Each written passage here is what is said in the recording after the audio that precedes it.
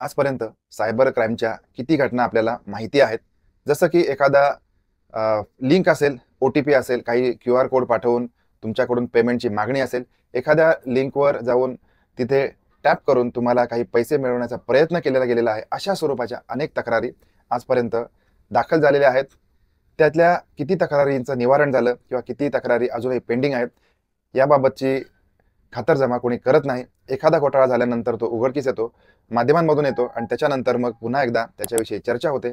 काही काळानंतर या सगळ्या गोष्टींवर पांघरून पडतं आणि पुन्हा एकदा नवीन घोटाळा करण्यासाठी हे सायबर क्रिमिनल पुन्हा एकदा सज्ज होतात. नमस्कार, कारनामा मराठी क्राईम स्टोरीमध्ये मी वैभव आपल्या सगळ्यांचं पुन्हा एकदा स्वागत करतो. आत्ता जी घटना आपण बघणार आहोत ही सायबर क्राईम या प्रकारामध्ये मोडत असली तरी देखील ही अत्यंत वेगळ्या प्रकाराची आहे. आपण सगळ्यांनी मिळून सावध होण्याची गरज आहे. आपल्याकडील तरुण मुलांना या बाबतीमध्ये सावध करण्याची गरज आहे. याच कारणासाठी हा व्हिडिओ अधिकाधिक लोकांना तुम्ही शेअर करा. तर ही घटना काय आहे, ही घटना बघण्यासाठी आपण जाणार आहोत बिहार या ठिकाणी. बिहारमधला नवादा जिल्हा आहे. याच्यामध्ये 3 तरुण राहत आहेत. एकाचं नाव आहे प्रिन्स कुमार, एकाचं नाव आहे भोला कुमार आणि तिसऱ्याचं नाव आहे राहुल. ही तीनही मंडळी साधारणपणे 19 ते 20 या वयोगटातली मंडळी आहेत. या तिन्ही तरुणांचं डोकं जगाच्या पेक्षा पुढे धावतंय आणि यांच्या सुपीक डोक्यातून एक कल्पना आलेली आहे. ती कल्पना अशी आहे की आपल्यासारख्या काही तरुणांना आपण गंडवायचं, आपल्या जाळ्यात ओढायचं आणि त्यांच्याकडून रजिस्ट्रेशनच्या नावाखाली भले भक्कम अशी वर्गणी जमा करायची. यासाठी त्यांनी ऑल इंडिया प्रेग्नंट जॉब किंवा बेबी बर्थ सर्व्हिस किंवा प्लेबॉय सर्व्हिस अशा स्वरूपाची एक खुफिया कंपनी तयार केलेली आहे.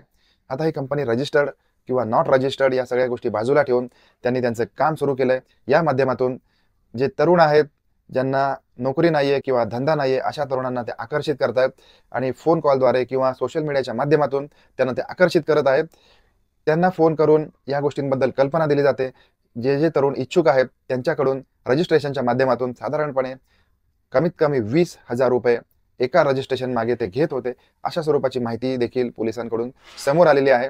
आता हे पैसे घेतल्यानंतर मग त्यांची अशा प्रकारे हे फसवणूक करत होते की तुम्हाला काही महिलांसोबत किंवा ज्या महिलांना मूलबाळ होत नाहीये अशा महिलांसोबत शरीर संबंध ठेवण्यासाठी त्यांना प्रोत्साहित करत होते. त्याच्यानंतर काही प्लेबॉय सर्व्हिसेस आहेत किंवा या स्वरूपाच्या सर्व्हिसेससाठी त्यांना प्रलोभन दाखवून मग या रजिस्ट्रेशन मागे इतकी भरमसाठ रक्कम घेऊन मग यांचा चंगळवाद जो आहे हा सुरू होता.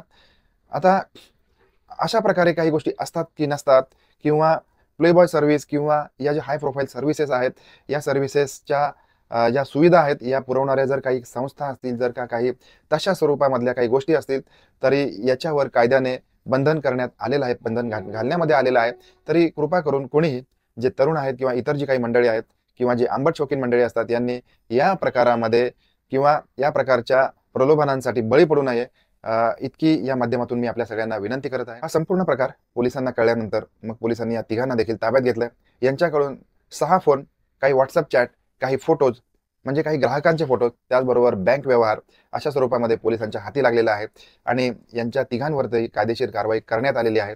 आता यांना हे प्रोत्साहन मिळालं कुठून किंवा अशा स्वरूपाचे जे तरुण असतात ज्यांच्या डोक्यामध्ये असे नको नको ते विचार येत असतात आणि त्यांच्याकडून अशा स्वरूपाची कृती घडत असते. झटपट पैसा मिळवण्याच्या माध्यमासाठी किंवा झटपट पैसा मिळवण्यासाठी म्हणून हे तरुण अशा स्वरूपाच्या कारवायांमध्ये पडत, हे तरुण आपल्यासारख्या इतर मुलांना बळी पाडत असतात. यासाठी आपण सगळ्यांनी अतिशय सावध होण्याची गरज आहे. सोशल मीडिया हे जितकं चांगलं आहे तितकंच वाईट देखील आहे. आपण प्रत्येकाने खबरदारीने सोशल मीडियाचा वापर करावा किंवा अशा स्वरूपामध्ये जे काही प्रलोभनं येत असतील या प्रलोभनांच्या मागे जाऊ नये. आपण जे काही काम करतो, हार्ड अर्न मनी ज्याला म्हणतो, याच्या माध्यमातून मिळालेला पैसा हा आयुष्यभर आपल्याला पुरत असतो, आयुष्यासाठी आपल्याला टिकत असतो. ही गोष्ट आपण सगळ्यांनी ध्यानात ठेवावी. भेटूया पुन्हा एकदा अशाच एखाद्या क्राईम स्टोरीमध्ये. तोपर्यंत निश्चितपणे काळजी घेत राहा. धन्यवाद.